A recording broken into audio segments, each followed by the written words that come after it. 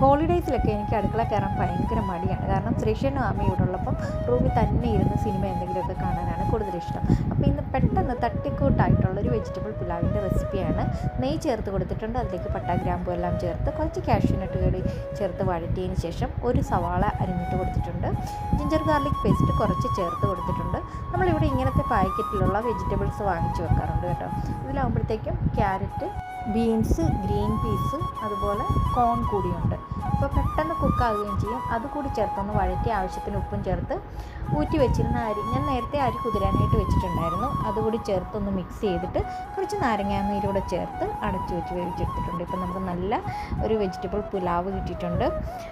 പിന്നെ ഇതിൻ്റെ സൈഡ് ഡിഷായിട്ട് ഞാൻ കുറച്ച് ചിക്കൻ കറി ഇരിപ്പുണ്ടായിരുന്നു. നമ്മൾ കഴിഞ്ഞ ദിവസം വെച്ച ചിക്കൻ കറി ഉണ്ടല്ലോ, അത്, പപ്പടം, പിന്നെ മുട്ട ഓംലെറ്റ് ഉണ്ടായിരുന്നു, ചെറിയൊരു തക്കാളിയും സവാളയൊക്കെ ചേർത്തിട്ടുള്ള ഒരു സലാഡും കൂടി ഉണ്ടായിരുന്നു, കൂടെ നമ്മുടെ നാരങ്ങ അച്ചാറും.